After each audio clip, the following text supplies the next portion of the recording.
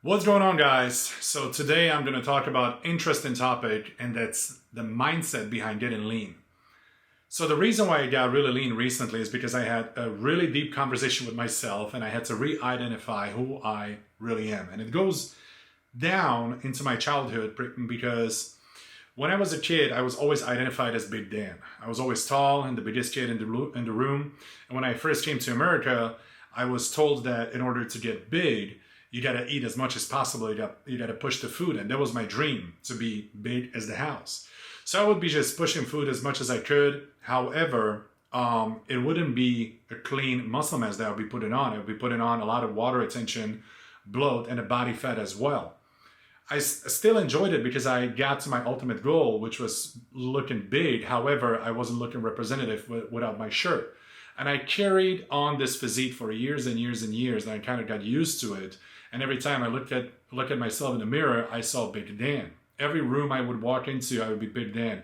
My work, when I was bouncing, I was Big Dan. When I walked into the gym, I was Big Dan. So it kind of became my identity. And anytime I would lean out, I would lose the size, and I would feel like I'm losing part of myself.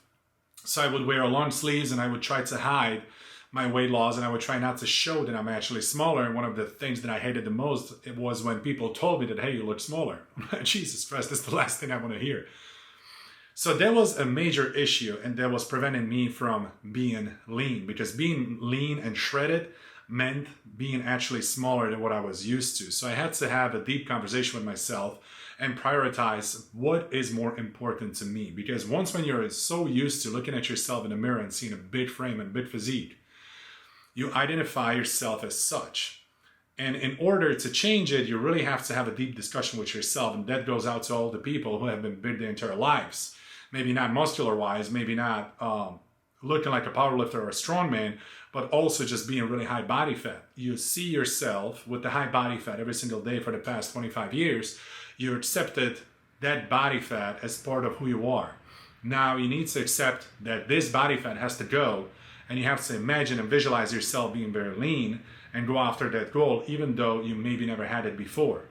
Now, in my case, it was a little better because I was lean and shredded before when I was competing in bodybuilding. However, I only had a couple times in a year where I was really lean and looking representative for a short period of time, and I would just blow my physique with the food right after the show. It was way before X3, carnivore, and everything that I do currently.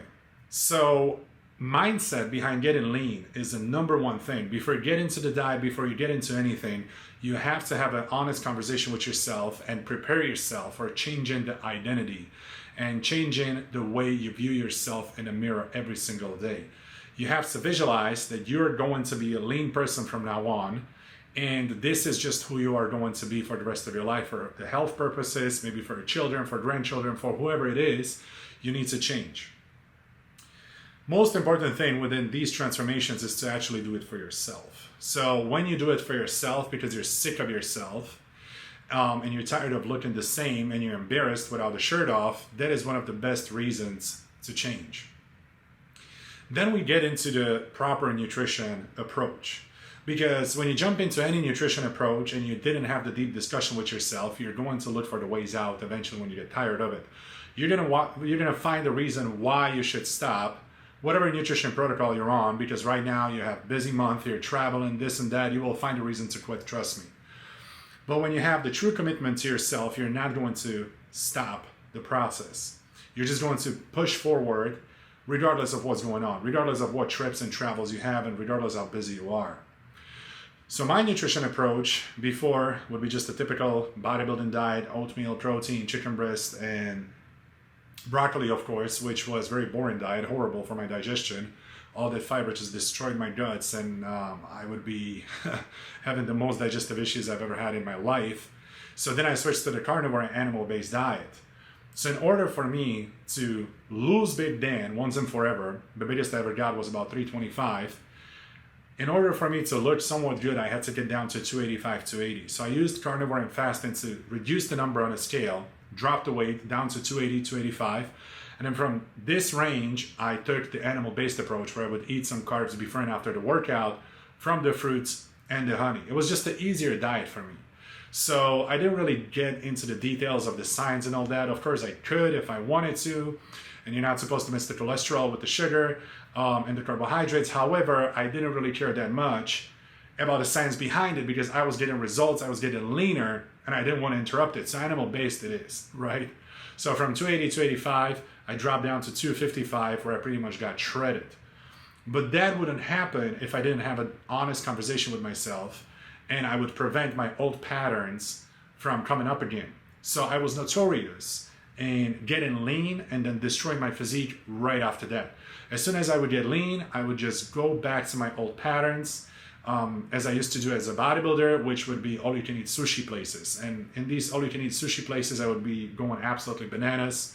Within a day, I would retain extra 6-7 pounds. Then I wouldn't take enough time to reduce the inflammation, water retention, and burn all the extra energy that I consumed that day. So the next day I would repeat it, and I would be piling all the weight back on. That's what I used to do. Lose weight, gain it back. Lose weight, gain it back.